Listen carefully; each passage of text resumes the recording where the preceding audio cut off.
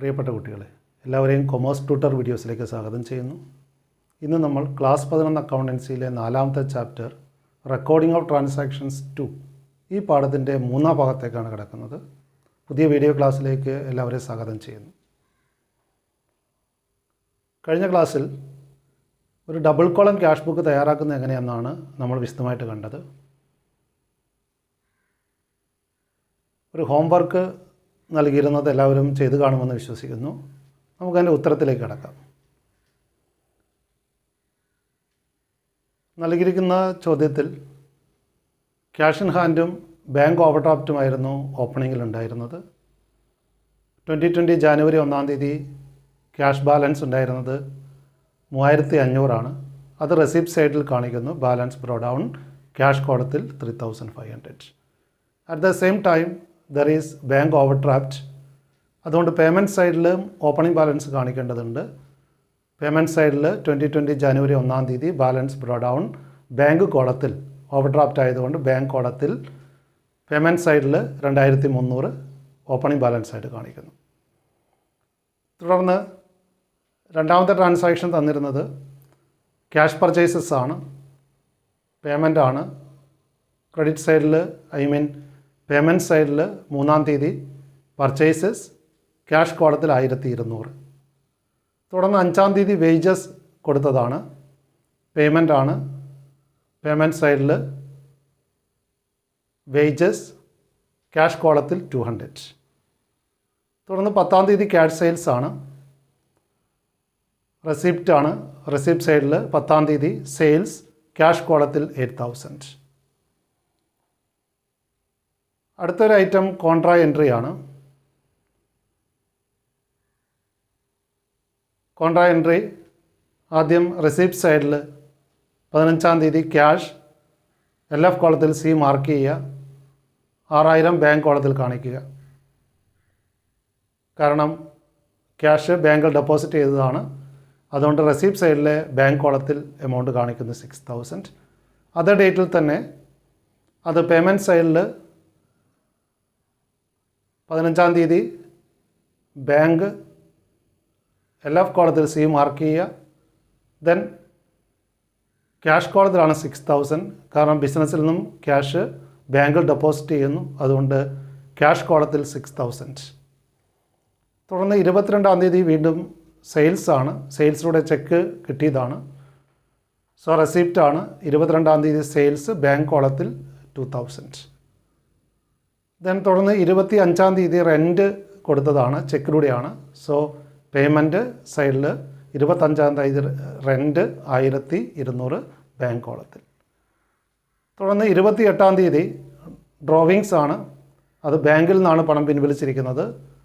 So payment സൈഡിൽ 28-ാം തീയതി drawings, bank കോളത്തിൽ 1000.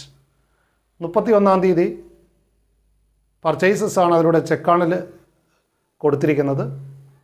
അപ്പോൾ ചെക്ക് കൊടുത്തത് കൊണ്ട് അത് ബാങ്ക് കോളത്തിൽ എമൗണ്ട് കാണിക്കുന്നു. പേയ്മെൻറ്റ് സൈഡിൽ 31-ാം തീയതി പർച്ചേസസ്, ബാങ്ക് കോളത്തിൽ 1000. അപ്പോൾ എല്ലാ ട്രാൻസാക്ഷനും എൻ്റർ ചെയ്ത് കഴിഞ്ഞാൽ തുടർന്ന് ആദ്യം ക്യാഷ് കോളം നമുക്ക് ടോട്ടൽ ചെയ്യാം. ക്യാഷ് കോളത്തിൽ എപ്പോഴും ഡെബിറ്റ് സൈഡിലായിരിക്കും കൂടുതൽ എമൗണ്ട്, റെസിപ്റ്റ് സൈഡിലായിരിക്കും കൂടുതൽ എമൗണ്ട്. അതുകൊണ്ട് റെസിപ്റ്റ് സൈഡ് ടോട്ടൽ ചെയ്യുക 11500. അതേ ടോട്ടൽ ക്രെഡിറ്റ് സൈഡിൽ എഴുതി 11500. ദെൻ ക്രെഡിറ്റ് സൈഡിലെ ടോട്ടൽ എടുത്തുകൊണ്ട് ബാലൻസ് കണ്ടുപിടിക്കുക. സോ ക്യാഷ് കോളത്തിലെ ക്ലോസിംഗ് ബാലൻസ് 4100.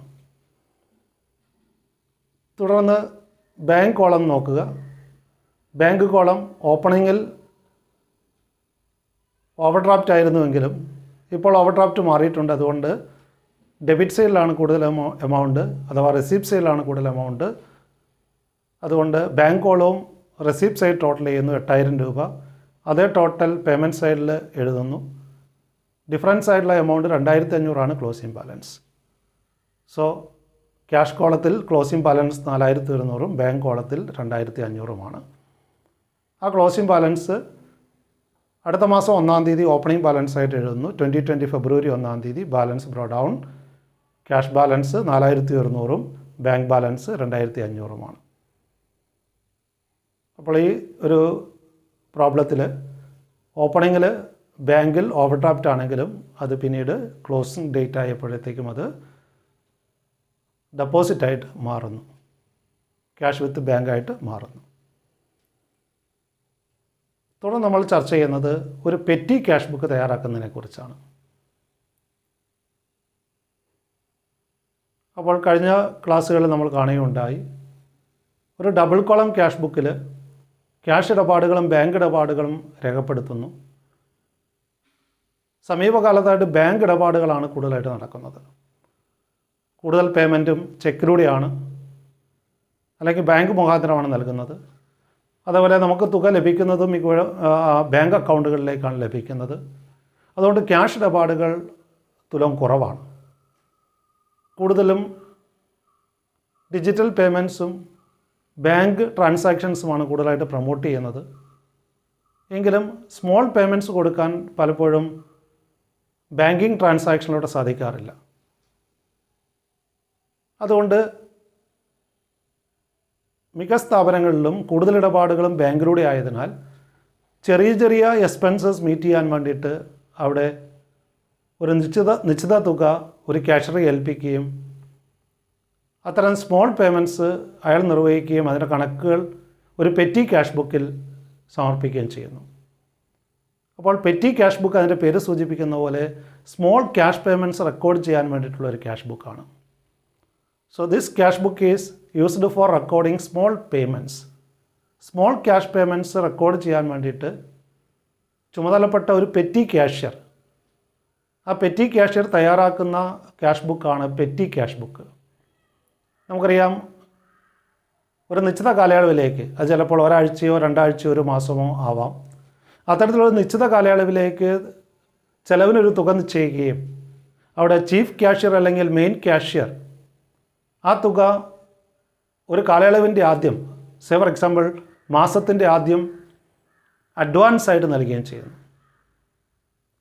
അപ്പോൾ ആ നിശ്ചിത കാലയളവിൽ ആ തുക ഉപയോഗിച്ച് സ്മോൾ പേയ്മെൻറ്റ്സ് അല്ലെങ്കിൽ പെറ്റി എക്സ്പെൻസസ് മീറ്റ് ചെയ്യുകയും ആ കാലയളവിൻ്റെ അവസാനം, ആ മാസ അവസാനം ഒരു പെറ്റി ക്യാഷ് ബുക്കിലൂടെ ആ കണക്കുകൾ മെയിൻ ക്യാഷ്യർക്ക് പെറ്റി ക്യാഷ്യർ നൽകുകയുമാണ് ചെയ്യുന്നത്. അപ്പോൾ ഈ പെറ്റി ക്യാഷ് ബുക്ക് സാധാരണ തയ്യാറാക്കുന്നത് ഇംപ്രസ്ഡ് സിസ്റ്റത്തിലാണ്. ഇവിടെ ഇംപ്രസ്ഡ് എന്ന് പറഞ്ഞാൽ അഡ്വാൻസ് എന്നുള്ള അർത്ഥമാണ്. അപ്പോൾ ഈ രീതി അതുകൊണ്ട് മലയാളത്തിൽ മുൻകൂർ രീതി എന്ന് പറയാറുണ്ട്. സാധാരണ പെറ്റി ക്യാഷ് ബുക്ക് തയ്യാറാക്കുന്ന രീതിയാണ് ഇംപ്രസ്ഡ് സിസ്റ്റം അഥവാ മുൻകൂർ രീതി. ഇവിടെ ഇംപ്രസ്ഡ് എന്ന് പറയുന്നത് ഒരു അഡ്വാൻസ് പേയ്മെൻറ്റ് എന്ന അർത്ഥത്തിലാണ്. അപ്പോൾ ഒരു മുൻകൂർ തുക അവിടെ മെയിൻ ക്യാഷ്യർ പെറ്റി ക്യാഷ്യർക്ക് മാസം ആദ്യം നൽകുന്നു. ഒരു നിശ്ചിത കാലയളവിൻ്റെ ആദ്യം ഒരു നിശ്ചിത തുക ചെലവിനുമായിട്ട് നൽകുകയാണ് ചെയ്യുന്നത്. സ്മോൾ പേയ്മെൻറ്റ്സ് നൽകാൻ വേണ്ടി അല്ലെങ്കിൽ പെറ്റി എക്സ്പെൻസസ് മീറ്റ് ചെയ്യാൻ വേണ്ടി ഒരു നിശ്ചിത തുക നിർണ്ണയിച്ചുകൊണ്ട് ആ തുകയ്ക്കാണ് ഇംപ്രസ്ഡ് എമൗണ്ട് എന്ന് പറയുന്നത്.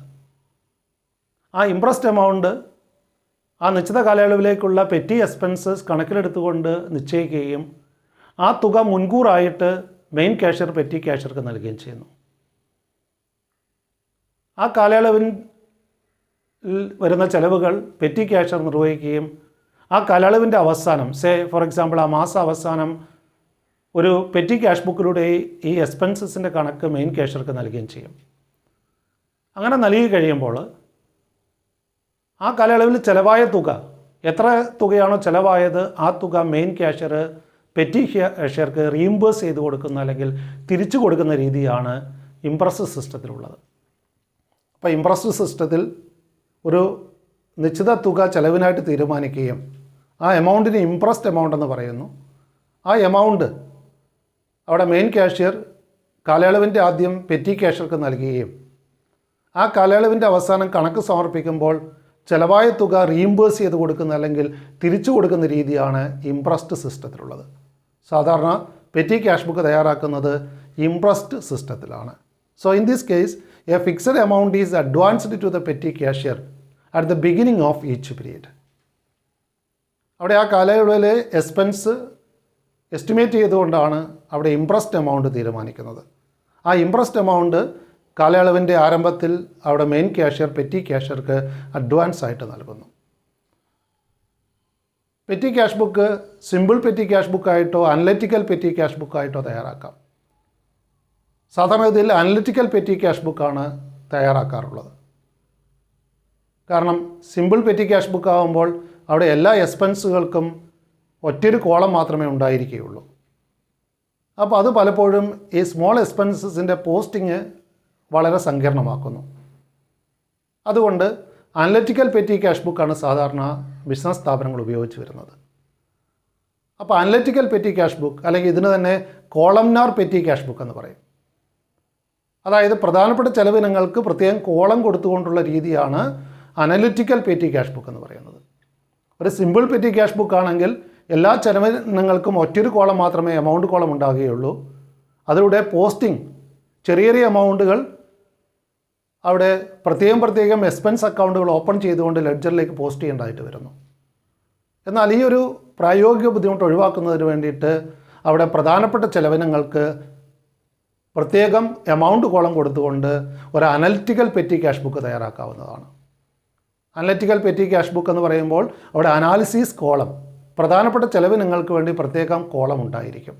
അപ്പോൾ ഓരോ ചെലവിനവും അവിടെ എമൗണ്ട് പെയ്ഡ് കോളത്തിൽ അല്ലെങ്കിൽ ചെലവിൻ്റെ കോളത്തിൽ എഴുതുന്നതിന് പുറമെ അതിൻ്റെ പ്രത്യേകമായിട്ടുള്ള കോളത്തിലും കൊണ്ട് രേഖപ്പെടുത്തുന്നു. അതിൽ ഏറ്റവും അവസാനമായിട്ട് മിസ്ലേനിയസ് എക്സ്പെൻസ് എന്ന് പറഞ്ഞിട്ട് അവിടെ ഒരു അതർ കോളം കൂടി കൊടുക്കാവുന്നതാണ്. അപ്പോൾ ഇത് പോസ്റ്റിംഗ് എളുപ്പമാക്കാൻ വേണ്ടി സഹായിക്കുന്നു. ഇവിടെ ഓരോ ചെലവിനങ്ങളായിട്ട് പ്രധാനപ്പെട്ട ചെലവിനങ്ങൾ തരംതിരിച്ചുകൊണ്ട് അവയിലൊന്നും ഉൾപ്പെടാത്തവയെ മിസ്ലേനിയസ് എക്സ്പെൻസ് എന്ന് ഉൾക്കൊള്ളിച്ചുകൊണ്ട് അവിടെ വളരെ പരിമിതമായിട്ടുള്ള അക്കൗണ്ടുകൾ ഉപയോഗിച്ചുകൊണ്ട് ഈ പെറ്റി എക്സ്പെൻസസിൻ്റെ പോസ്റ്റിംഗ് നിർവഹിക്കാൻ കഴിയും. So here A number of columns for the amount on payment side besides the first total column. അവിടെ ഓരോ എക്സ്പെൻസും എന്താണ്, അവിടെ ടോട്ടൽ എമൗണ്ട് കോളത്തിൽ എഴുതുന്നതിന് പുറമെ ബന്ധപ്പെട്ട ചെലവിൻ്റെ ആ കാറ്റഗറി ഓഫ് എക്സ്പെൻസിൻ്റെ കോളത്തിൽ കൂടി എഴുതുന്ന രീതിയാണ് അനലിറ്റിക്കൽ പെറ്റി ക്യാഷ് ബുക്കിലുള്ളത്. അതിൻ്റെ ഒരു ഫോർമാറ്റും അതിൽ രേഖപ്പെടുത്തിയിരിക്കുന്നതൊന്ന് ശ്രദ്ധിക്കുക. ഇവിടെ first column meant four amount received, കിട്ടിയ എമൗണ്ട്. കാരണം മെയിൻ ക്യാഷിയർ തരുന്ന തുക മാത്രമേ അല്ലെങ്കിൽ ആ ഇംപ്രസ്ഡ് എമൗണ്ട് മാത്രമേ റെസിപ്റ്റ് കോളത്തിൽ രേഖപ്പെടുത്താനുള്ളൂ.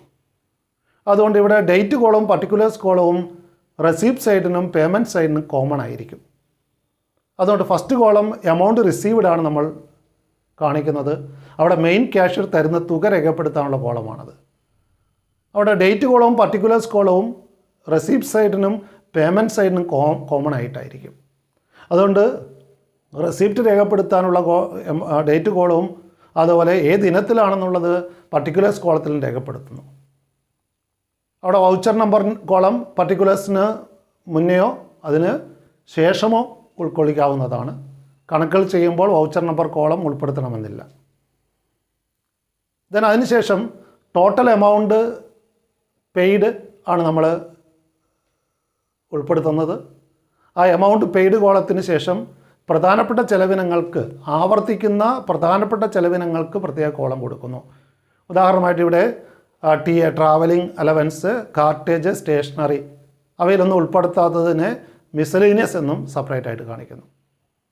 ഈ രീതിയിൽ ടോട്ടൽ എമൗണ്ട് കോളത്തിന് പുറമെ ഓരോ ചെലവിനങ്ങൾക്കും പ്രധാനപ്പെട്ട ആവർത്തിക്കുന്ന ചെലവിനങ്ങൾക്ക് പ്രത്യേകം എമൗണ്ട് കോളം കൊടുക്കുന്ന രീതിയാണ് ഒരു അനലിറ്റിക്കൽ പെറ്റി ക്യാഷ് ബുക്കിൽ ഉപയോഗിക്കുന്നത്. അവയാണ് അനാലിസിസ് കോളംസ് എന്ന് പറയുക. അപ്പോൾ ആ കാലയളവിൻ്റെ അവസാനം അവ ടോട്ടൽ ചെയ്യുകയും ആകെ ചെലവ് കണ്ടെത്തുകയും ബാലൻസിങ് നിർവഹിക്കുകയും ചെയ്യുന്നു. അപ്പോൾ ആദ്യമായിട്ട് നമ്മൾ മെയിൻ ക്യാഷിയർ തരുന്ന തുകയാണ് രേഖപ്പെടുത്തുക. ഓരോ കാലയളവിൻ്റെയും ആദ്യം നിശ്ചയിച്ചിരിക്കുന്ന ഇംപ്രസ്ഡ് എമൗണ്ട് പെറ്റി ക്യാഷിയർ കൈവശമുണ്ടാവും. അപ്പോൾ ഇവിടെ 2019 ജനുവരി 1 200 രൂപയാണ് മെയിൻ ക്യാഷിയർ പെറ്റി ക്യാഷിയർക്ക് നൽകുന്നത്. തുടർന്ന് ഓരോ ചെലവിനങ്ങളും അവിടെ പർട്ടിക്കുലേഴ്സ് കോളത്തിൽ ഉൾപ്പെടുത്തുന്നു. ഡേറ്റ് കോളത്തിൽ ഡേറ്റ് എഴുതി പർട്ടിക്കുലേഴ്സ് കോളത്തിൽ ഓരോ ചെലവിനങ്ങളും രേഖപ്പെടുത്തുന്നു. ആ കാലയളവിൻ്റെ അവസാനം ടോട്ടൽ ചെയ്യുന്നു. അവിടെ എല്ലാ കോളവും ടോട്ടൽ ചെയ്യുന്നു. അതിനുശേഷം ബാലൻസിങ് നിർവഹിക്കുന്നു. അവിടെ കൈവശമുള്ള ക്യാഷ് ബാലൻസ് അടുത്ത കാലയളവിൻ്റെ ആദ്യത്തേക്ക് അതിനെ ക്യാരി ഫോർവേഡ് ചെയ്യുന്നു, ബ്രോ ഡൗൺ ചെയ്യുന്നു. തുടർന്ന് അവിടെ ഇംപ്രസ് സിസ്റ്റം ആയതുകൊണ്ട് അവിടെ കഴിഞ്ഞ കാലയളവിൽ ചിലവായ തുക റീംബേഴ്സ് ചെയ്ത് കിട്ടുന്നതായിട്ട് മെയിൻ കാഷ്യർ നൽകുന്നതായിട്ട് രേഖപ്പെടുത്തുന്നു. ഈ രീതിയിലാണ് ഒരു അനലറ്റിക്കൽ പെറ്റി ക്യാഷ് ബുക്ക് നമ്മൾ തയ്യാറാക്കുന്നത്. അതും ഇംപ്രസ്ഡ് സിസ്റ്റത്തിലാണ് പെറ്റി ക്യാഷ് ബുക്ക് സാധാരണ തയ്യാറാക്കാറുള്ളത്. ഒരു എക്സാമ്പിളിലൂടെ നമുക്ക് കടന്നു പോകാം. ഈ പാഠത്തിലെ മൂന്നാമത്തെ ഇല്ലുസ്ട്രേഷനാണ് mister Suresh, the petty cashier of messrs southern traders. Southern ട്രേഡേഴ്സിലെ പെറ്റി ക്യാഷറായിട്ടുള്ള സുരേഷ്, അയാൾക്ക് ഇംപ്രസ്ഡ് എമൗണ്ട് ആയിട്ട് 2000 രൂപ ലഭിക്കുന്നു. Received ₹2000 on May 1, 2020 from the head cashier. Main cashier അല്ലെങ്കിൽ ചീഫ് ക്യാഷ്യറുടെ കയ്യിൽ നിന്നും 2000 രൂപ ഇംപ്രസ്ഡ് എമൗണ്ട് ആയിട്ട് അവിടെ പെറ്റി ക്യാഷ്യർക്ക് ലഭിക്കുന്നു. May 1, 2020 ആ മെയ് മാസം നടന്ന പെറ്റി എക്സ്പെൻസസ് ഏതൊക്കെയാണെന്നാണ് താഴെ ലിസ്റ്റ് ചെയ്യുന്നത്. So for the month details of petty expenses are listed. 2020 മെയ്യിലെ വിവിധ എക്സ്പെൻസുകളാണ്: 2-ാം തീയതി ഓട്ടോ ഫെയർ 55 രൂപ, 3-ാം തീയതി കൊറിയർ സർവീസ് 40 രൂപ, 4-ാം തീയതി പോസ്റ്റൽ സ്റ്റാമ്പ്സ് 105 രൂപ, 5-ാം തീയതി പേപ്പർ പെൻസ് പെൻസിൽസ് അതായത് സ്റ്റേഷനറി എക്സ്പെൻസ് ആണ് 225 രൂപ, 6-ാം തീയതി സ്പീഡ് പോസ്റ്റ് ചാർജസ് ₹98, 8-ാം തീയതി ടാക്സി ഫെയർ 195 രൂപ, അതേ ഡേറ്റിൽ തന്നെ റിഫ്രഷ്മെൻറ്റ്സ് 85 രൂപ, ദെൻ 10-ാം തീയതി ഓട്ടോ ഫെയർ 60 രൂപ, 12-ാം തീയതി രജിസ്റ്റേർഡ് പോസ്റ്റൽ ചാർജസ്, ദെൻ 13-ാം തീയതി ടെലിഫോൺ ചാർജസ് 34 രൂപ, 14-ാം തീയതി കാർട്ടേജ് 25 രൂപ, 16-ാം തീയതി കമ്പ്യൂട്ടർ സ്റ്റേഷനറി വാങ്ങിയത് 165 രൂപ, 19-ാം തീയതി ബസ് ഫെയർ 24, ദെൻ സെയിം ഡേറ്റിൽ ഫോൺ റീചാർജ് ചെയ്തത് 87 രൂപ, 20-ാം തീയതി ഓഫീസ് സാനിറ്റൈസേഷൻ ഓഫീസ് ക്ലീനിങ്ങിന് വേണ്ടി ചിലവഴിച്ച 60 രൂപ, 22-ാം തീയതി റിഫ്രഷ്മെൻറ്റിന് 45 രൂപ, 23-ാം തീയതി ഫോട്ടോസ്റ്റാറ്റിന് വേണ്ടിയിട്ടുള്ള എക്സ്പെൻസ് 47 രൂപ, 28-ാം തീയതി കൊറിയർ സർവീസ് 40 രൂപ, 29-ാം തീയതി അൺലോഡിംഗ് ചാർജസ് 40 രൂപ, 30-ാം തീയതി ബസ് ഫെയർ 15 രൂപ. അപ്പോൾ ഇവയെ ഒരു അനലറ്റിക്കൽ പെറ്റി ക്യാഷ് ബുക്കിൽ രേഖപ്പെടുത്തിയിരിക്കുന്നത് എങ്ങനെയെന്ന് നമുക്കിനി ശ്രദ്ധിക്കാം. മോണിറ്റർ ശ്രദ്ധിക്കുക, അവിടെ ഒരു പെറ്റി ക്യാഷ് ബുക്ക് തയ്യാറാക്കിയിരിക്കുന്നു. ആദ്യമായിട്ട് ക്യാഷ് റിസീവ്ഡ് മെയ് 1-ാം തീയതി മെയിൻ ക്യാഷ്യർ 2000 രൂപ തന്നത് ഇംപ്രസ്ഡ് എമൗണ്ട് അവിടെ രേഖപ്പെടുത്തിയിരിക്കുന്നു. ഫസ്റ്റ് എമൗണ്ട് കോളത്തിലാണ് അവിടെ എമൗണ്ട് റിസീവ്ഡ് രേഖപ്പെടുത്തേണ്ടത്. ദെൻ അതേ തുടർന്ന് ഡേറ്റ് വൈസ് ആയിട്ട് ഓരോ എക്സ്പെൻസ് ഇനങ്ങളും ബന്ധപ്പെട്ട ടോട്ടൽ എമൗണ്ട് പെയ്ഡ് കോളത്തിലും അതോടൊപ്പം തന്നെ അതിൻ്റെ അനാലിസിസ് ഓഫ് പേയ്മെൻറ്റ്സിൻ്റെ അനലിറ്റിക്കൽ അനാലിസിസ് കോളത്തിലും ഉൾപ്പെടുത്തിയിരിക്കുന്നു. അപ്പോൾ ആദ്യത്തെ ചിലവ് 2-ാം തീയതി ഓട്ടോ ഫെയർ നൽകിയിരിക്കുന്നത് എമൗണ്ട് പെയ്ഡ് കോളത്തിൽ 55 കൊടുത്തിരിക്കുന്നു. അതോടൊപ്പം തന്നെ കൺവേയൻസ് യാത്രാ ചെലവുകൾ കൺവേയൻസിൻ്റെ കോളത്തിലും 55 കാണിച്ചിരിക്കുന്നു. അതുപോലെ 3-ാം തീയതി കൊറിയർ സർവീസ് 40 രൂപ എമൗണ്ട് പെയ്ഡ് കോളത്തിലും ദെൻ പോസ്റ്റേജിൻ്റെ കോളത്തിലും കാണിച്ചിരിക്കുന്നു. ഈ രീതിയിൽ ഓരോ ചെലവിനങ്ങളും എമൗണ്ട് പെയ്ഡ് കോളത്തിലും അതോടൊപ്പം തന്നെ ബന്ധപ്പെട്ട അനാലിസിസ് കോളത്തിലും കാണിക്കുന്നു. അങ്ങനെ എല്ലാ ചെലവിനങ്ങളും ഡേറ്റ് വൈസിൽ എഴുതിയതിന് ശേഷം അവിടെ മാസാവസാനം ആദ്യമായിട്ട് ടോട്ടൽ ചെയ്യുന്നു എല്ലാ കോളംസും. എമൗണ്ട് പെയ്ഡ് കോളം അടക്കം ടോട്ടൽ ചെയ്യുന്നു. അവിടെ എമൗണ്ട് പെയ്ഡ് ടോട്ടൽ എക്സ്പെൻസ് ആയിട്ട് 1489 വരുന്നത്.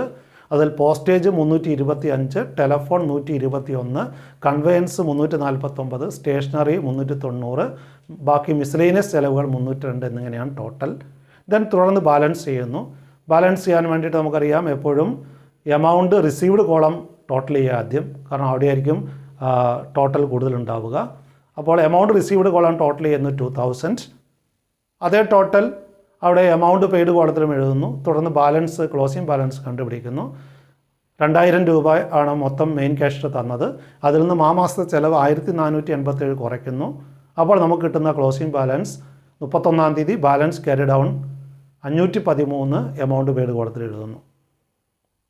ദെൻ തുടർന്ന് ആ ബാലൻസ് ബ്രോ ഡൗൺ ചെയ്യുന്നു. പിറ്റേ മാസം 1-ാം തീയതി അതായത് 2020 ജൂൺ 1-ാം തീയതി ബാലൻസ് ബ്രോ ഡൗൺ ചെയ്യുന്നു. 1-ാമത്തെ എമൗണ്ട് കോളത്തിൽ എമൗണ്ട് റിസീവ്ഡ് കോളത്തിൽ ഓപ്പണിംഗ് ബാലൻസ് 513 എഴുതുന്നു. അത് പെറ്റി ക്യാഷ് കൈവശമുള്ള പണമാണ്. അപ്പോൾ കഴിഞ്ഞ മാസം ചിലവായ തുക അവിടെ മെയിൻ ക്യാഷ്യർ തിരിച്ചു തരുന്നതായിട്ട് റീംബേഴ്സ് ചെയ്യുന്നതായിട്ട് എഴുതുന്നു. തുടർന്ന് 1-ാം തീയതി തന്നെ ക്യാഷ് റിസീവ്ഡ് ആയിട്ട് 1487 രൂപ അവിടെ മെയിൻ ക്യാഷ്യർ പെറ്റി ക്യാഷ്യർക്ക് നൽകുന്നതായിട്ട് രേഖപ്പെടുത്തുന്നു. ഈ രീതിയിലാണ് ഒരു പെറ്റി ക്യാഷ് ബുക്ക് തയ്യാറാക്കുന്നത്. വളരെ സിമ്പിളായിട്ട് നമുക്കിത് തയ്യാറാക്കാൻ കഴിയും. ഇംപ്രസ്ഡ് എമൗണ്ട് മെയിൻ ക്യാഷ്യർ തരുന്നത് ആദ്യം എമൗണ്ട് റിസീവ്ഡ് കോളത്തിൽ രേഖപ്പെടുത്തുന്നു. തുടർന്ന് ഓരോ ചെലവിനങ്ങളും ഡേറ്റ് വൈസിൽ എമൗണ്ട് പെയ്ഡ് കോളത്തിലും ബന്ധപ്പെട്ട അനാലിസിസ് കോളത്തിലും രേഖപ്പെടുത്തുന്നു. അവിടെ അനാലിസിസ് കോളം നമ്മൾ സാധാരണ കൊടുക്കുന്നത് പരമാവധി ഒരു 5 കോളമാണ്. 4-5 കോളം കൊടുക്കുന്നു. ആവർത്തിക്കുന്ന പ്രധാനപ്പെട്ട ചെലവിനങ്ങളായിരിക്കും അവിടെ ഹെഡിങ് ആയിട്ട് കൊടുക്കേണ്ടത്. ആവർത്തിക്കാത്ത ചെലവിനങ്ങൾ മിസ്സലേനിയസ് കോളത്തിൽ ഉൾപ്പെടുത്തുക. അതിനുശേഷം എക്സ്പെൻസ് ടോട്ടൽ ചെയ്യുന്നു. ഓരോ കോളവും ടോട്ടൽ ചെയ്യുകയും തുടർന്ന് അവിടെ പെറ്റി ക്യാഷ് ബുക്ക് ബാലൻസ് ചെയ്യുകയും ചെയ്യുന്നു. ഫൈനലായിട്ട് അവിടെ ഓപ്പണിംഗ് ബാലൻസ് കൈവശമുള്ള ക്യാഷ് എഴുതിയതിന് ശേഷം മെയിൻ ക്യാഷ്യർ അവിടെ കഴിഞ്ഞ മാസത്തെ ചെലവഴിച്ച തുക റീഇംബേഴ്സ് ചെയ്തതായിട്ട് കാണിക്കുകയും ചെയ്യുന്നു. ഈ രീതിയിൽ ഒരു പെറ്റി ക്യാഷ് ബുക്ക് തയ്യാറാക്കുന്നത് പ്രാക്ടീസ് ചെയ്യുക. അതിനു വേണ്ടിയിട്ട് തുടർന്ന് നമുക്കൊരു ഹോംവർക്ക് നൽകാം. അതിന് മുന്നോടിയായിട്ട് ഒരു പെറ്റി ക്യാഷ് ബുക്കിൽ നിന്നും എങ്ങനെയാണ് പോസ്റ്റിംഗ് നിർവഹിക്കുന്നത് നമുക്ക് നോക്കാം. അവിടെ petty cashier petty cash book തയ്യാറാക്കുകയും അത് ടൈമിലി ഇൻ്റർവെൽസിൽ മെയിൻ ക്യാഷ്യർക്ക് നൽകുകയും ചെയ്യുന്നുണ്ട്. അപ്പോൾ അവിടെ മെയിൻ ക്യാഷ്യർ അവിടെ ലെഡ്ജറിൽ ഒരു പെറ്റി ക്യാഷ് അക്കൗണ്ട് തയ്യാറാക്കേണ്ടതുണ്ട്. അതോടൊപ്പം തന്നെ ആ പെറ്റി ക്യാഷ് ബുക്കിൽ നിന്നും വിവിധ ചെലവിനങ്ങൾ പോസ്റ്റ് ചെയ്യേണ്ടതുണ്ട്. അപ്പോൾ എങ്ങനെയാണ് ഒരു പെറ്റി ക്യാഷ് ബുക്കിൽ നിന്നും പോസ്റ്റിംഗ് നിർവഹിക്കുന്നതെന്ന് നോക്കാം. അപ്പോൾ ലെഡ്ജറിൽ അതിന് വേണ്ടിയിട്ട് നമുക്കറിയാം ഒരു പെറ്റി ക്യാഷ് അക്കൗണ്ട് മെയിൻറ്റെയിൻ ചെയ്യേണ്ടതുണ്ട്. ആ പെറ്റി ക്യാഷ് അക്കൗണ്ടിലേക്ക് ഓരോ ചെലവിനങ്ങളും എഴുതേണ്ടതില്ല. അവിടെ നമ്മൾ അനാലിസിസ് കോളം കൊടുത്ത മെയിൻ എക്സ്പെൻസ് ഐറ്റംസ് മാത്രം പോസ്റ്റ് ചെയ്താൽ മതി. അതോടൊപ്പം തന്നെ ആ ഓരോ ചെലവിനങ്ങളും ബന്ധപ്പെട്ട ചെലവിനത്തിൻ്റെ അക്കൗണ്ടിൻ്റെ ഡെബിറ്റ് സൈഡിലേക്ക് പോസ്റ്റ് ചെയ്യേണ്ടതുണ്ട്. ആ രീതിയിൽ ഒരു പെറ്റി ക്യാഷ് ബുക്കിൽ നിന്നും ബന്ധപ്പെട്ട ലെഡ്ജർ അക്കൗണ്ടുകളിലേക്ക് പോസ്റ്റിംഗ് നിർവഹിക്കണം.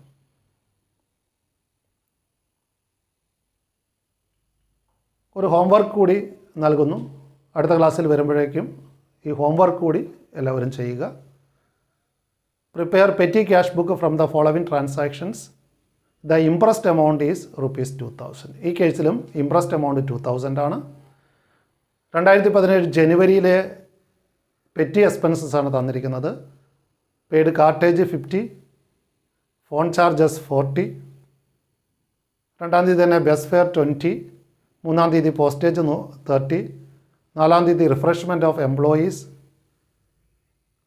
₹80, 6-ാം തീയതി കൊറിയർ ചാർജസ് ₹30, 8-ാം തീയതി റിഫ്രഷ്മെൻറ്റ് ഓഫ് കസ്റ്റമേഴ്സ് ₹50, 10-ാം തീയതി കാർട്ടേജ് ₹35, 15-ാം തീയതി ടാക്സി ഫെയർ ടു മാനേജർ 70, 18-ാം തീയതി സ്റ്റേഷനറി ₹65, 20-ാം തീയതി ബസ് ഫെയർ ₹10, 22-ാം തീയതി ഫാക്സ് ചാർജസ് ₹30, 25-ാം തീയതി ടെലിഫോൺ ചാർജസ് ₹35, 27-ാം തീയതി പോസ്റ്റൽ സ്റ്റാമ്പ് ₹200, 29-ാം തീയതി റിപ്പയർ ഓൺ ഫർണിച്ചർ ₹105, 30-ാം തീയതി ലോണ്ടറി എക്സ്പെൻസസ് 115, 31 മിസലേനിയസ് എക്സ്പെൻസസ് ₹100. അപ്പോൾ ഇവിടെ പ്രധാനപ്പെട്ട 4-5 ചെലവിനങ്ങൾക്ക് അനാലിസിസ് കോളം കൊടുക്കുക. അവസാന കോളത്തിൽ മിസലേനിയസ് എക്സ്പെൻസ്, ആവർത്തിക്കാത്ത ചെലവിനങ്ങൾ മിസലേനിയസ് കോളത്തിൽ കാണിക്കുക. മിസലേനിയസ് എക്സ്പെൻസ് എന്നുള്ള ഐറ്റവും ആ കോളത്തിൽ തന്നെ ഉൾപ്പെടുത്താവുന്നതാണ്. ഈ രീതിയിൽ ജനുവരി 31 ടോട്ടൽ ചെയ്തിട്ട് ബാലൻസ് ചെയ്യുക.